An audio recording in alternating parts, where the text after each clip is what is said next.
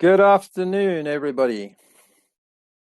Gives me great pleasure this afternoon to introduce Samer Almadhoun.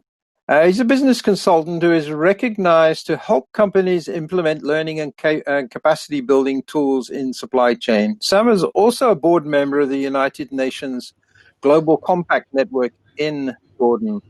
Over the years, he's helped companies achieve strategic benefits through reporting on their supply chain education sustainability.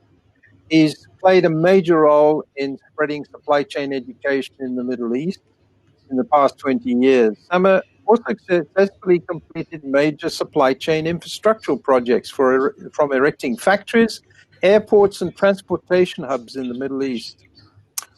Currently, Samer's mission is to create a culture for supply chain improvement through educating and consulting with companies to implement sustainability and supply chain optimization, using education frameworks and helping enterprise to realize the value through process improvement.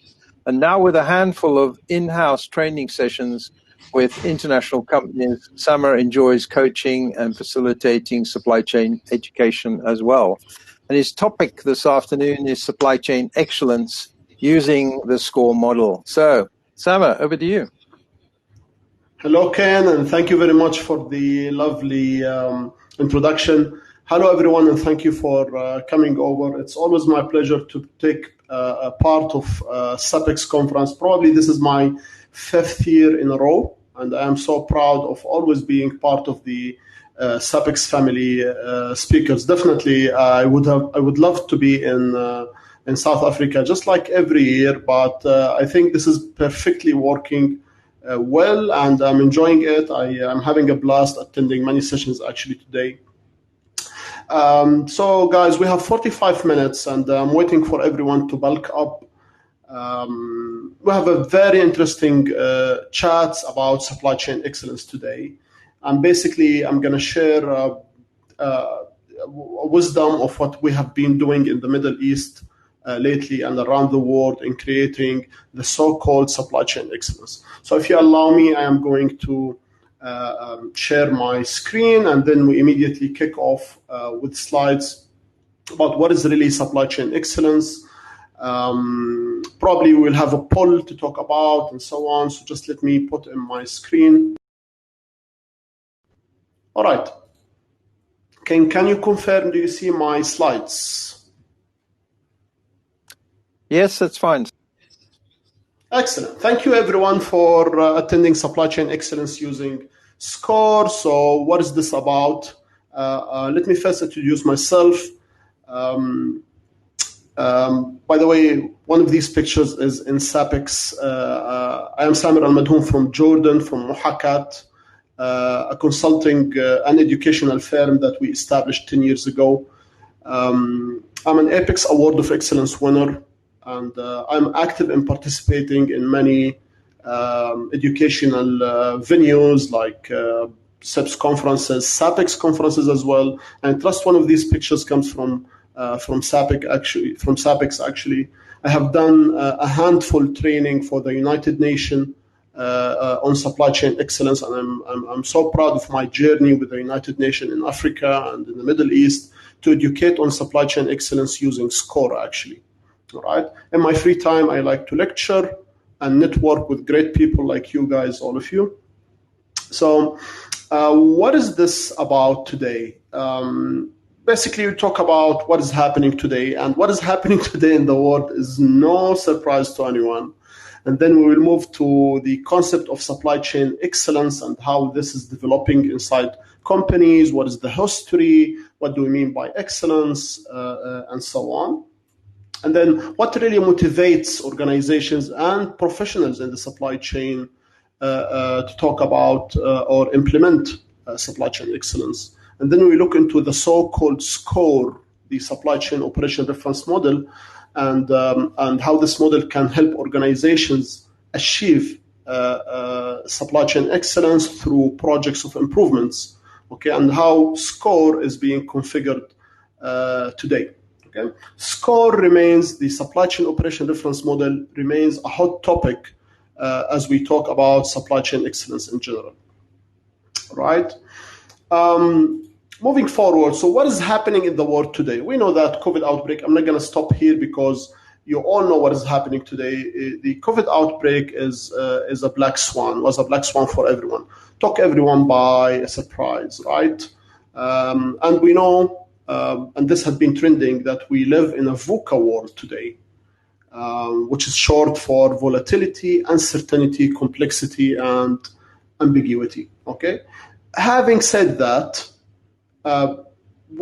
there's always a need to restructure the way we do supply chain. Most companies learned a tough lesson during the outbreak this year and for the upcoming years, that there has to be something done in a different way to reorganize and restructure our supply chains, right? And the V.U.C.A first surfaced in a Harvard Business Review magazine article, and then everyone was talking about complexity, volatility, ambiguity, and uncertainty. So the bottom line here is that could there be anything that can be done to restructure our supply chain, even in the V.U.C.A world or in a stable world? Can we do something different in our supply chain? What are the tools that we can use to restructure a supply chain to reach excellence, more or less to reach excellence? All right. Having said that, Apex actually did series of webinars on supply chain excellence using SCOR in the COVID outbreak era. Okay, which actually inspired this webinar. Okay, so how does companies really define supply chain excellence? I have looked into many resources on what is supply chain excellence for everyone. And it definitely means many things for many people. It could be that supply chain excellence is basically improving year-to-year performance in supply chain, right? It could be, so this is one way to perceive supply chain excellence. It could be outperforming other competitors or yourself in a portfolio of KPIs that would lead to excellence. And it also could mean ability to adapt to changes that happens in the market, just like the ones that's happening through the COVID outbreak. Okay, so whatever is your motivation and your definition for supply chain excellence, there's always a good way using the supply chain operation reference model to be able to restructure your supply chain for good, for something better, right? And this is the scope of our session today. We take a closer look on how excellence could be achieved. In fact, excellence is all about motivation. The need to do supply chain excellence starts with a motivation, and this is where we think we need to do something, right? So I have a poll, and I trust I'm going to turn off my my slides, and I have a poll that will ask everyone, and I would kindly ask you to respond to this poll. Which of the following means or matter the most for you as a motivation to create supply chain excellence? So I'm going to go back. I'm going to stop sharing my slides, and I trust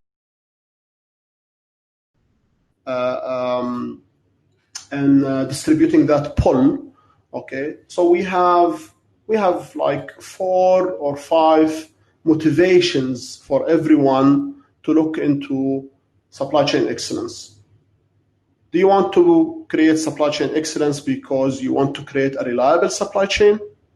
Or is it agility that you look for, being able to respond to changing needs of the market? Is it lowest cost of operating or lowest cost to serve? Or is it responsiveness and the shortest lead time possible to deliver? Okay, so I'm going to leave you with this poll, and then do we have a distribution for the poll?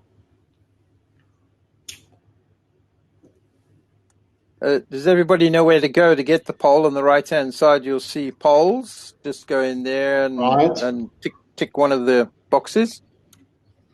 All right, guys. So go right to the polls, and then I think choose. if you do the same, Samer, you should be able to see the results here. Brilliant. Okay, let me try.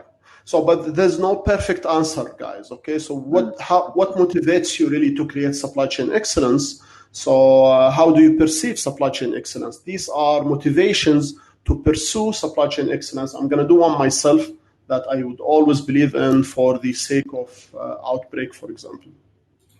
I'm voting. All right, brilliant. So it seems you've got about 50%. Yeah, I'm getting 50%. Then 43%, then 6%. Exactly. Nobody for the bottom one. All right, so I'm still waiting for everyone else to participate in the vote, guys. Which of the following is a motivation for you to create supply chain excellence in general, or probably in the COVID outbreak?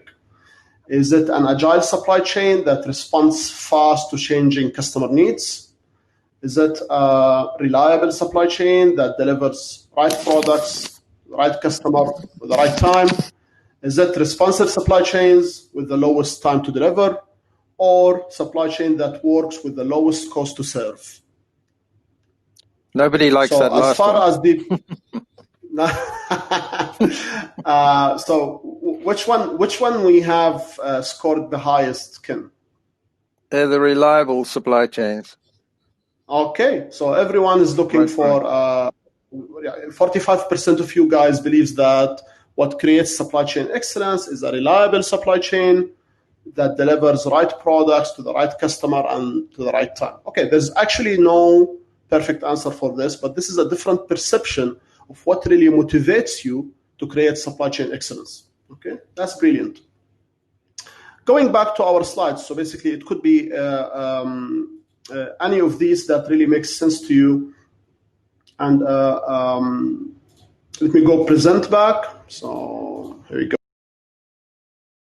In a study that took place, I see, guys, most of you the majority went for a reliable supply chain with 45% more or less, which is pretty interesting, okay? No matter what is your motivation, there has to be a way to create a different supply chain, an enhanced version of your supply chain that will allow you to achieve the so-called excellence. Remember, excellence is all about outperforming yourself or improving year-to-year performance, or restructuring the supply chain to be more reliable. For example, as you guys all agreed on 45%, that reliability is what we look for in a supply chain. That's pretty interesting, okay? So it all starts with the motivation. The excellence process in supply chain starts with, why do we want to create excellence? And in that case, let's take reliability as an example, right? In a study that was published in 2012 by Supply Chain Insights, different perspectives of supply chain excellence and the definition of supply chain excellence. And if you look into the overall voting went also to right product in the right place at the right time at the right cost, with some looked into resilient supply chain, and that's basically the agility or the lowest cost supply chain, or reliability, but without looking into cost, for example, or a responsive supply chain that can adapt. And as you see, for those who voted back then, reliability also was something to look for, right? And that's interesting, actually. Now, how can we do this? So I want to have a better supply chain, a more reliable supply chain. What are my options? What are my tools? And what could be done in that sense? Okay, introducing the SCOR, just in case.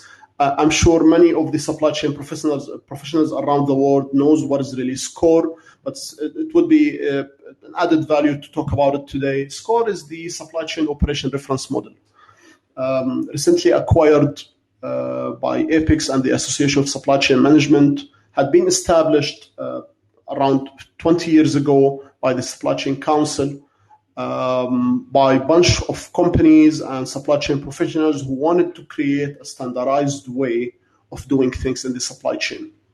They wanted to create an improvement program that can help companies achieve supply chain excellence, right? Today, the Supply Chain Operation Reference Model is widely recognized as the global standard for supply chain management.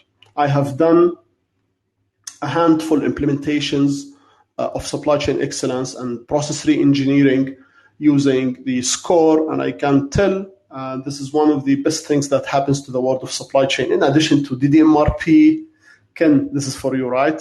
In addition to DDMRP applications and so on, SCOR is among the best thing that happened to supply chain professionals and companies around the world. Okay, that model, that framework enables companies to improve and enhance supply chain practices.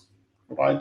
By the way, I'm a kind of person that's interactive, so if you have any questions, just post it on, and Ken, I will ask you kindly to put that question, throw it to me immediately. Right.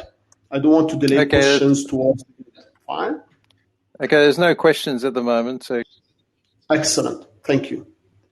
All right, so that's the SCOR basically, and the SCOR suggests 4 pillars and drivers of excellence.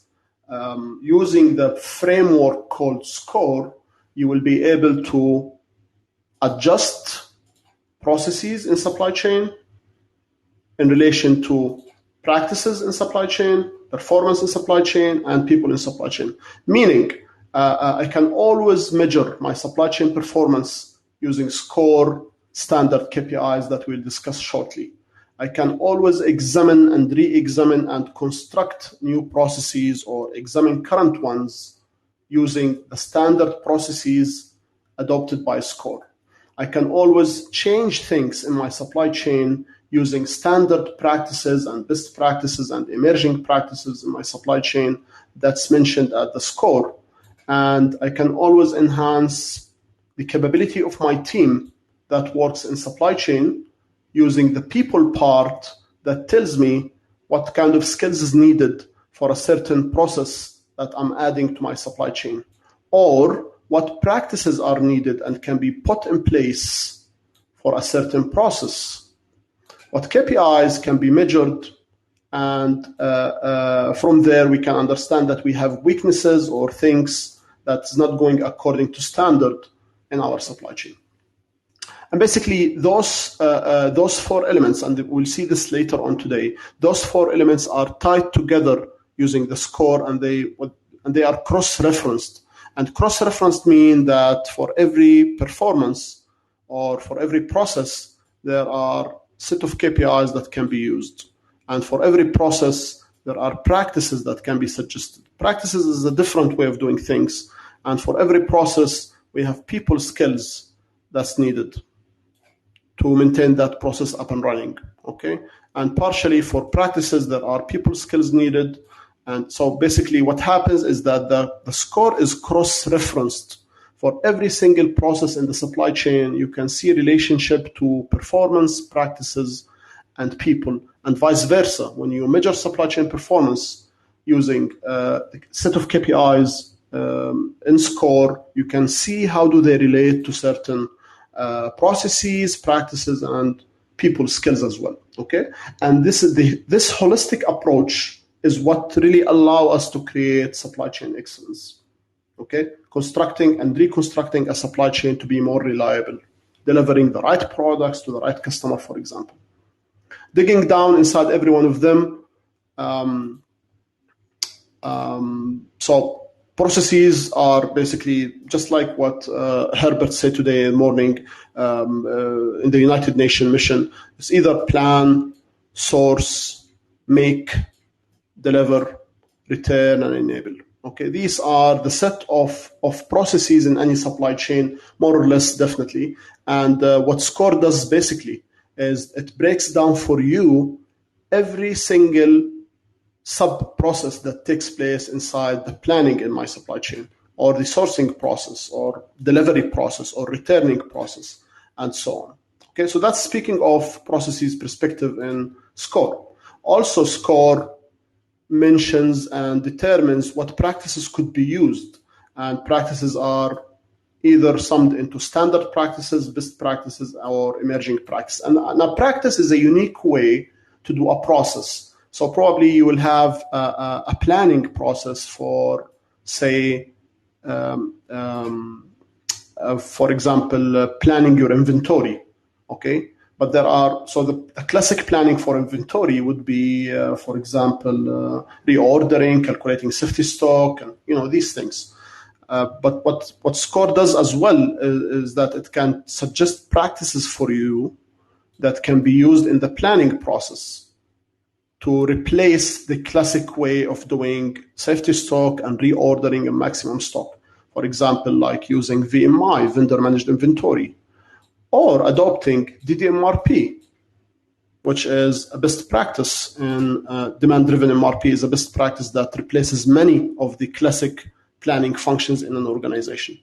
All right. SCOR also links this to performance part of the organization. So we either seek reliability or responsiveness or agility, cost, or asset management. And these are the area that I asked you about. And this is where the motivation starts. Which area of this you want to reorganize your supply chain to be able to deliver, actually, right? I mean, I'm going to come to talk about these aspects shortly as well, right? People skills is also linked to the whole model where you can see the skills needed for a certain process, for example, for the sourcing process, the training needed for someone that works in the making process, let's say, and the experience needed for someone that works in the sourcing process as well, right? So basically, the model will help you align 4 pillars of excellence together. So in an organization, in a supply chain, when we seek excellence, we try to reorganize our processes, adopt new practices, measure our supply chain performance, and try to understand and tap on people's skills. All right? 4 of them creates the excellence model. Samer, we got a couple of questions here if you just want to go through this. I'm a huge fan of SCOR. However, I have often met professionals who regard the framework as too complex or too involved. How have you dealt with the resistance in the past implementations? Actually, implementing a SCOR improvement program is a change management approach. So basically, what I used to do is to always follow the classic change management approach. Just like when you want to implement DDMRP, or if you want to implement ERP, for example, or if you want to implement Lean Six Sigma, you will always find resistance to change. Okay, because what does basically SCOR do is allowing the organization to do things in a different way. And naturally, everyone fears changing things, right? Just like when you implement ERP, everyone would fear losing their jobs because of the automation. So basically, this needs to be planned for. If we want to borrow from the change management approach, we need to look into having a whole clear plan for everyone, communicating the plan with the companies and organizations, clear buys-in from the upper management, and definitely proper education for the team. What does SCOR do?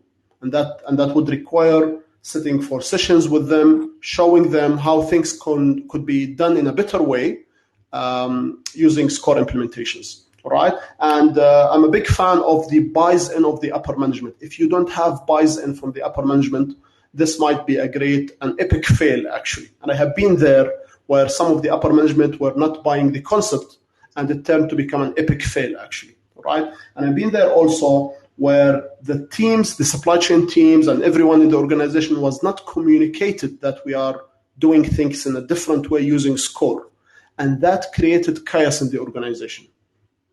Employees asking what is happening and so on. Okay, and then from Raymond, we've got, could the SCOR model be adapted as basis for developing global standards of supply chain management for purposes of standards and accreditation of supply chain management across the globe? Absolutely, because I guess that's what it does. This is what it does, actually. SCOR is about setting an international standard. Let me go back to this slide. It's widely recognized as the global standard for supply chain management. So what it does actually is to sit you on international standards and proven record practices and KPIs and supply chain excellence performance measures that's known widely to be accepted internationally as an excellence model. Okay, and myself, I haven't heard of any or experienced any other model that does what SCOR do for organizations. okay, creating supply chain excellence and global standards and so on. All right. And in fact, ASCM pioneered a whole corporate certification program, which serves as an audit program using the SCOR model for sustainability purposes. Okay, it's called the certification program for organizations. All right. Okay, guys, keep the questions coming because this is what we want. Okay, it all starts with the pain in your supply chain. So so you have motivations to enhance something, but at the same time, you have pain in your supply chain. You know very well customers are not happy with the delivery time. You know very well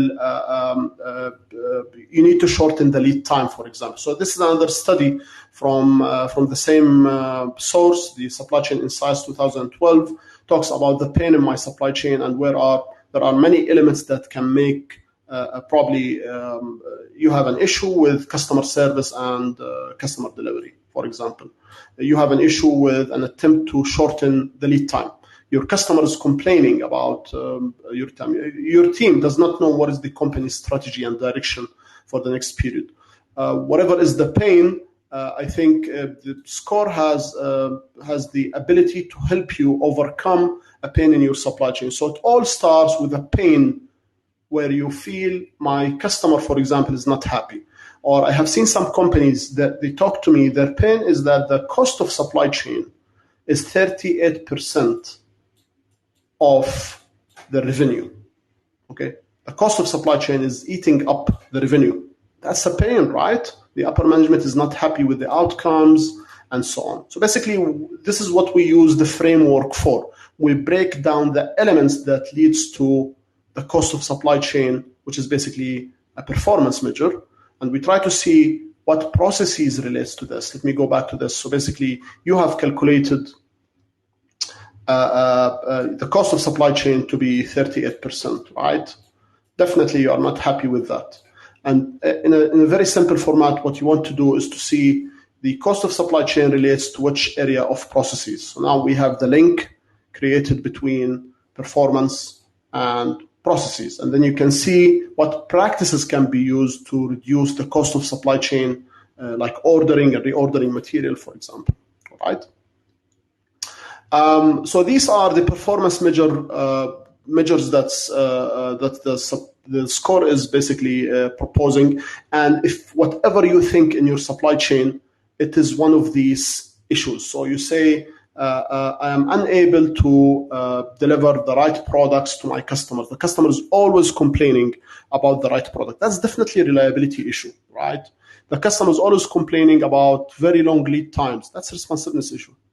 I'm not happy with the cost of supply chain. It's 38%. That's a cost issue in your supply chain. So whatever you come to think of would be one of these attributes, which basically forms the direction of your supply chain. It could be your cash-to-cash cycle time is soaring high, and it might bring you out of the business, for example, right? It might be that you are not agile and you are unable to adapt to changing needs of the supply chain. This is basically what is happening during the COVID outbreak, right? Companies are unable to adapt more or less, downside or upside, with the changes that happens in the supply chain. So what does SCOR do? Is that it gives you the ability to look into your supply chain, reconstruct the way you do things. Okay, so say for example, you measure your reliability, and reliability is presented by the perfect order fulfillment. So you measure your reliability and you found that you are not really reliable when it comes to supply chain capability. And then you want to do something about it, right? So you have measured your reliability or perfect order fulfillment, and it is like 38% or 40%. This means you have a gap in your supply chain where you want to enhance reliability. And this is what does SCOR do. It connects the performance part to processes part, practices part, people skills part in order to enhance your reliability. Let's take an example. So when you say we want to have a reliable supply chain, which is basically the perfect order fulfillment, this means we need to look into the quantities, delivery to the right place, the right order to the customer, with a proper documentation and with proper condition of material. This is what makes a reliable supply chain, Okay, so if you fulfill all these in one order, this means you have created a perfect order, right? And it somehow looks like OTIF, on time in full, but it builds more with the product condition and the proper documentation of material. This is how perfect order fulfillment basically is measured. It's very simple and straightforward. Total perfect orders divided by total number of orders. Okay, so for a period of time, say for a month, for example, you need to see all the orders that goes out. Say for example, let me clean this mess. Say for example, I will come back to a sample calculation, but basically this is perfect order fulfillment. It is where you create percentage of orders delivered in full, delivery performance to customer commit date, documentation accuracy, and the last one for the condition of material, right? The condition of material. And even what happens is that SCOR breaks down for you every one of these measures. So when we talk about documentation accuracy, we look into the payment documentation accuracy, and we look into the shipping documentation accuracy, for example. When we look into percentage of orders delivered in full, that would be item accuracy and quantity accuracy, right? For the customer commit date, we look into location accuracy and customer commit date. We look into damage-free and defect-free, right? So if all of them happens to take place in one order, this makes that order perfect, okay? If you miss any one of these, so for example, let's say that this one was perfect, this one was perfect, this one was perfect, perfect, perfect, perfect, perfect, but this one was not perfect. This means you have not created a perfect order. It's either zeros or ones. So in order to create a perfect order, you need to have all these done in one order. And that's what makes a reliable supply chain, creating a perfect order fulfillment. Okay, so let's take an example for this. So basically, you have in the last month you have delivered 100 orders, right? And then you look into the data to see how reliable is your supply chain represented by the perfect order fulfillment. And 78 of those orders were delivered on the perfect condition of material. No damages, no discrepancies, and so on. 76 of those items, they were delivered in full in terms of quantity. 54 were delivered with documentation accuracy, missing documentation accuracy definitely, and 60 out of them were delivered to the customer commit date. In that case, if you want to calculate your perfect order fulfillment, you cannot say my perfect order is 78 or 76, because judging the numbers, because we want to create 1, 1, 1, 1, right? This means not every single order had documentation accuracy, and not every single order had customer commit date. Not every single order had delivery in full or perfect condition. And specifically in perfect order fulfillment, the lowest figure will prevail.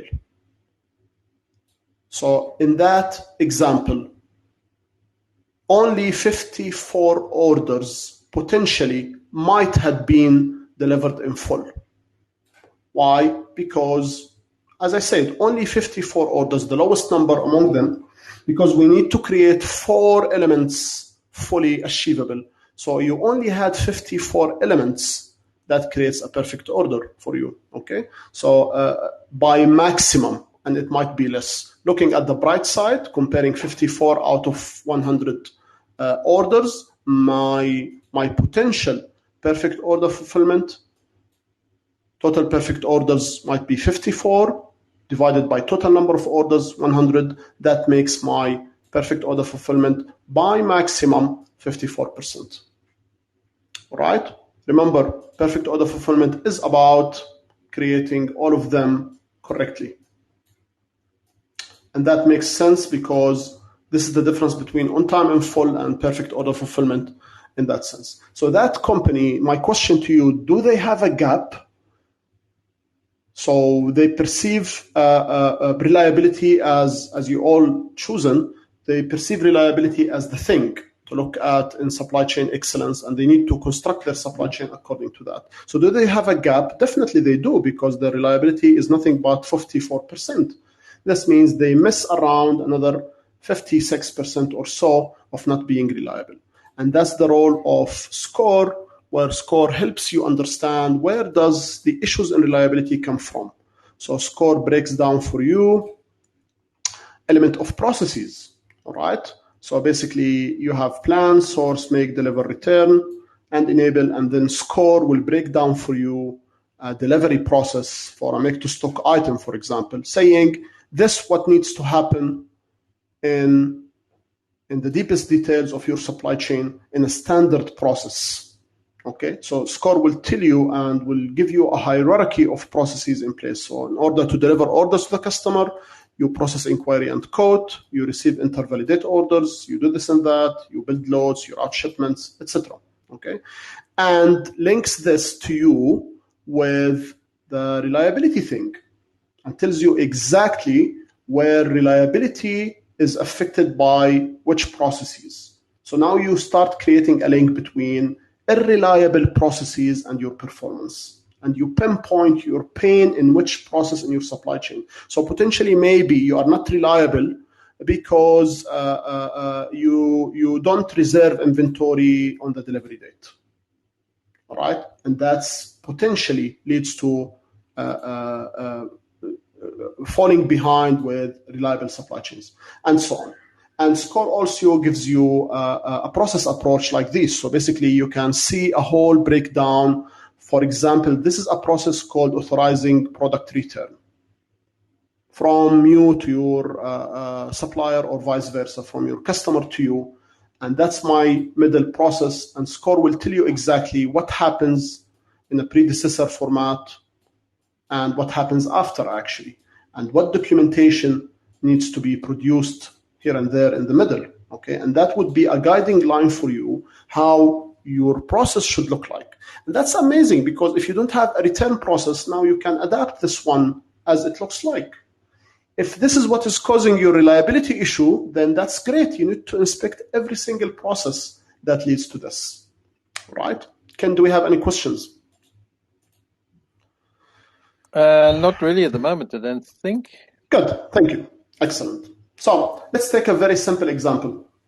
Your organization is considering to implement sales and operational planning process. You have three options. Either you do have the process, but it's not mature, and you want to mature it. You do have it, but it's not optimized.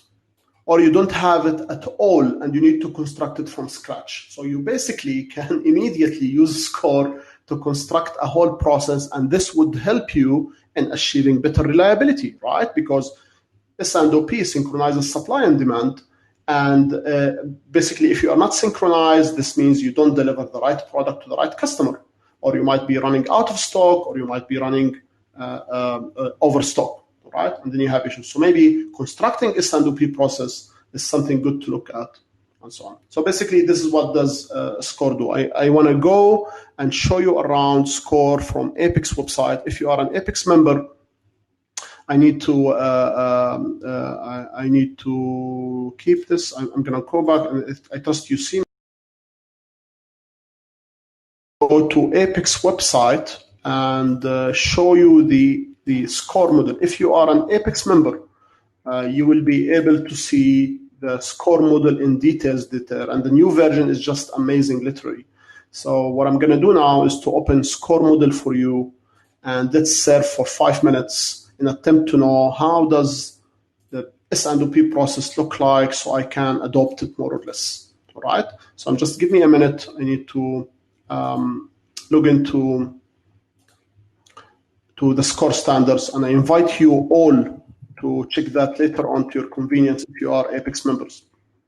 Right? Samer, we got about 5 minutes left, 6 minutes. I know. Yep, I know. okay. That's why I'm gonna run this up. Remember, we took the questions already, so we're good. Let me go back and see present. Yeah, so I'm gonna present my. There we go. This is basically the SCOR model. Do you see the Apex website? the ASM website? Yep, got it. Yep. Excellent. So basically, these are my processes: plan, source, make, deliver, return, and enable. And we know that S&OP is a planning activity, okay? And I know myself that it lies in planning supply chain. So if I click on plan supply chain, immediately to the right, I see processes that's associated with planning my supply chain. And because we talked about cross-referencing, we see KPIs that relates to planning my supply chain. And as you see, perfect order fulfillment is one of them, right? Order fulfillment, cycle time, and so on. And I see practices that relates to the model as well, to planning, and I see people skills that relates, and so on. Okay, so what is this telling me? There are 4 processes that you need to construct to create S&OP.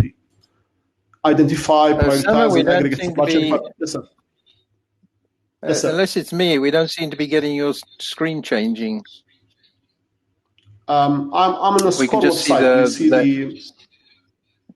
Yeah, I just see the SCOR website. Yeah, digital standard. Yeah. Okay. So let me just explain this from my slides, so you can feel more comfortable with that. Let me just let me just share back my because I have these at my my presentation. Let me just present back. All right. Just 1 second.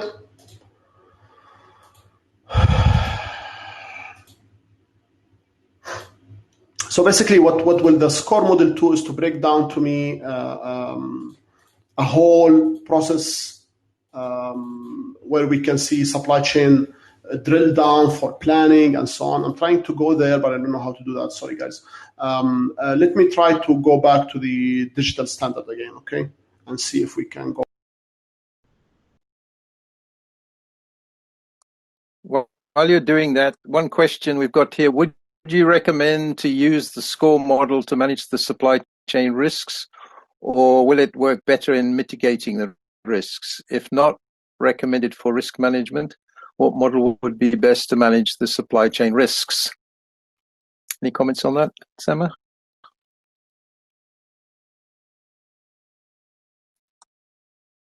Hello, you there?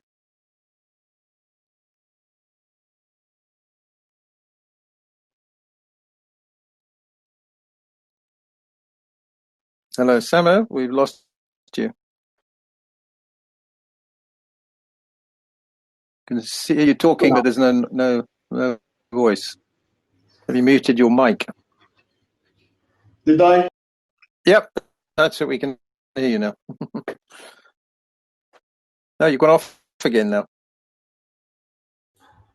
Technology failures. Now you're back on again. It always fails me. Now we're good. Okay, so we have 2 minutes. I'm going to sum up in 2 minutes now. Yeah, I can use SCOR to manage my risk, and this is basically what is happening around us in the V.U.C.A world, right? We need to construct things in a different way. So using multiple processes. One of the processes that's enabled in SCOR is risk management. Right, and I can share more material on that, where SCOR tells you what needs to be done to manage risks, to build a whole risk management approach for your supply chain, and can tell you what practices can be used to adopt and reduce risk management, and can help you calculate the value at risk in your supply chain.